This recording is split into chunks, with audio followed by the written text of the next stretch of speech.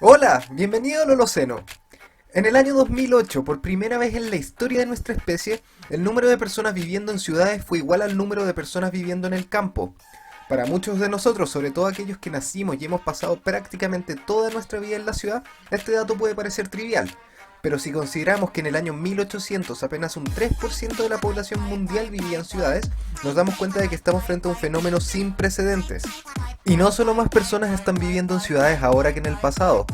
Nuestras ciudades también han crecido enormemente. Si en el año 1900 existían apenas 12 ciudades con más de 1 millón de habitantes, hoy existen aproximadamente 500, y entre ellas hay ciudades con más de 30 millones de habitantes. Ante estas cifras cabe preguntarse cómo llegamos hasta aquí y qué consecuencias tiene el crecimiento urbano tanto para el medio ambiente como para los habitantes de las ciudades. Históricamente podemos diferenciar 4 fases o modelos de desarrollo de las ciudades. El primer modelo existió desde las primeras ciudades humanas hace miles de años hasta aproximadamente el año 1750.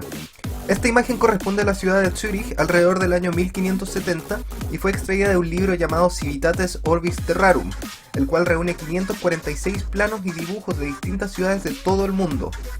Durante este enorme periodo de la historia de nuestra especie, las ciudades reunían 3 características esenciales. En primer lugar, estaban construidas cerca del mar, un lago o un río.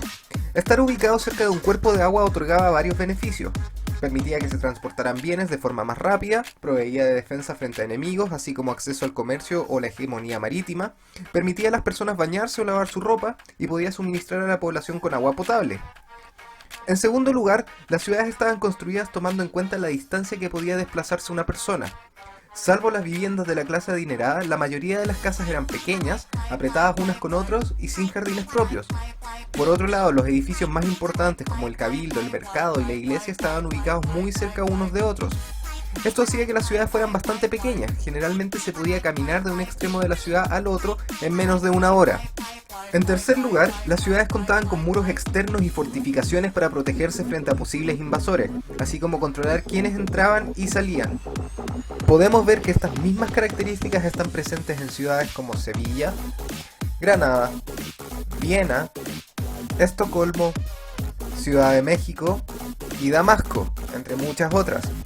El segundo modelo urbano comienza aproximadamente en 1750, y aunque hay muchos factores sociales y tecnológicos que influyeron, quizás la razón más importante fue que los muros exteriores de las ciudades se habían convertido en obsoletos frente al poder de la artillería, la cual si bien había aparecido en el siglo XIV, a estas alturas había cambiado la manera de hacer la guerra.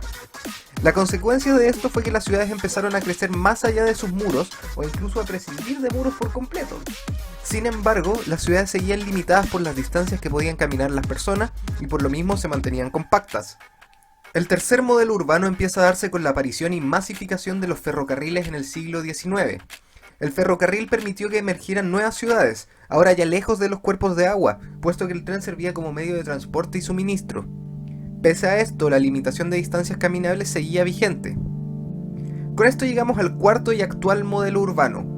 Este modelo comenzó a darse en el siglo XX y su principal causa es la masificación del automóvil.